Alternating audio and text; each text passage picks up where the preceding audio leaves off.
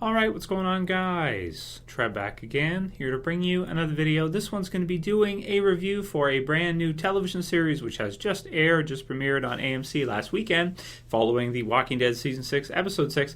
This one is called Into the Badlands. This will be a review of the premiere, which is called The Fort.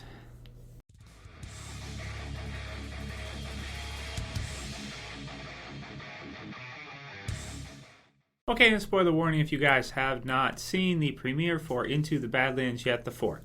So with this one, this has been heavily advertised for quite a while now. I mean, dating back to around Comic-Con time, we started to see promos and advertisements for Into the Badlands on AMC. AMC is a great network. I really like what they do, of course, with Walking Dead, Breaking Bad, some of the other shows they've had, such as like Mad Men and, Fear the Walking Dead, I guess you got to count in there too. They've had quite a few pretty big shows in terms of your drama type series. This one is like an action series. It's described as In the Badlands is an American television series that premiered on AMC November 15, 2015. The series features a story about a warrior and a boy who journey through a dangerous feudal land together, seeking enlightenment. So it is the production says, described as a genre-blending martial arts series. Into the Badlands will be loosely based on the classic Chinese tale, Journey to the West, which I actually haven't read or heard of. AMC has ordered 6 one-hour-long episodes of the action drama developed by AMC Studios for a premiere in late 2015. Mike Shinoda of Linkin Park composed the title theme. So I like that because big Linkin Park fan in high school. Executive producer Stephen Fung also serves as the series action director alongside veteran Hong Kong choreographer Ku Huan Chiu. So for sure, I mean, after watching this one, the action in this series, at least in the premiere, was absolutely incredible. The episode opens up, and you have Sonny, who is our main protagonist, who is called a Clipper, and basically you have Clippers who are the fighters, so to speak, of our barons. So you have these barons, and they are pretty much, I don't want to say slavers, but they kind of have that little bit of feel to them, a little bit. You know, they're the ones that have all the wealth, they're the ones that have the big house, and, they've got the fields and everything. And then you have the other people that basically are, kind of like their slaves. If they do a good job, if the Clippers, kill who the Baron wants them to kill, if they help them maintain power and they serve them well, then the barons can treat them pretty good, maybe give them some better food, give them a wife, this kind of thing. They hold all of the power. There's several different barons. I think at one point they said 5. And we do get to meet a second baron in this one, the widow, played by Emily Beecham. Says the Badlands' newest Baron, a brilliant martial artist. We've seen her in some of the promos as well too, fighting in that, and we haven't seen her yet in the series, even though she does meet Sonny kind of outside of his Baron's home.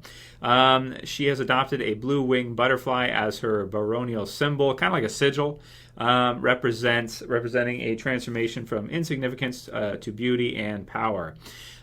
Cool. So as the episode goes through, you start at the beginning. You got Sonny. He is, working for his Baron, and he's off trying to find something, trying to find a group of renegades, so to speak, or kind of outsiders that are up to no good. He finds them. The opening sequence is pretty awesome. You've got a pretty awesome fight sequence with Daniel Wu, who plays Sonny, who is fantastic. I mean, you've got all kinds of awesome kind of kung fu martial arts movie type stuff that you're used to seeing. You've seen any of the great kung fu movies in that. So you got the swords, you got the fighting, the punching, the grabbing, the holds, and everything, and slow mo. And that's one thing this series I would say probably would stand out for is the action sequences. They're just amazing. You've got characters flipping, double swords, and it just looks incredible in HD. And then you've got awesome, designs and stuff.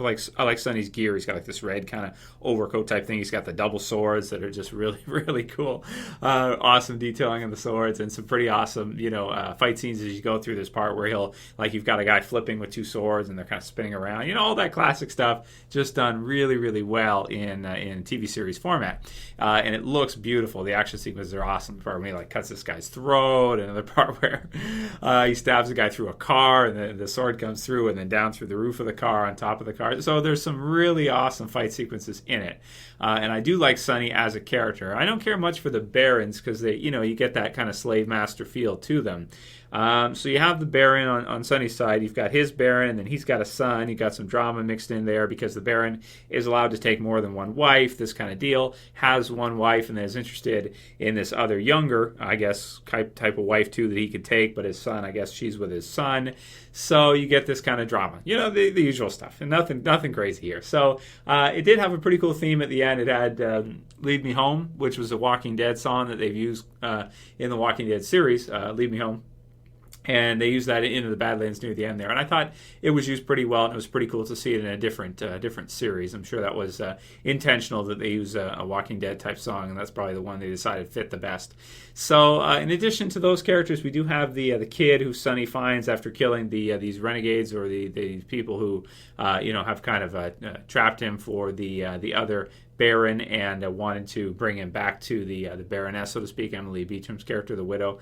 And so Sonny stops him, saves him, everything like that. And then we get to find out a little later on that this kid possesses some kind of special ability, which reminded me a lot of like anime, that kind of deal. The series has a very, it's like a live action anime almost. So if you're used to watching anime, you're used to seeing that sword fighting and stuff, it's really cool to see that kind of environment, that kind of world created in live action that looks this good. So you've got the other kid who basically Sonny saves, and then we find out as we go through when he's put into kind of these fighting pits or fighting section barracks type deal, that he actually has some kind of special abilities. When he sees his own blood, he goes Super Saiyan basically.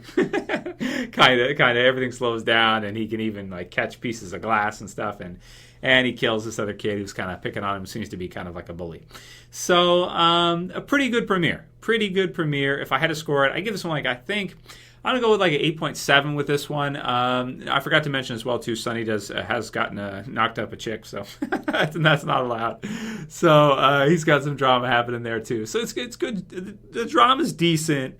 The action's awesome, and the world looks really cool, and it is good. It is attention grabbing. As soon as you see a fight go down, you're like, wow, that's pretty amazing. So I'm excited to see the rest of the season. I don't know if I'll do another review for an episode. This might be my only one, but I do like to review different premieres, of new shows and see which ones do well. We'll see if it gets a second season. I don't think that it has.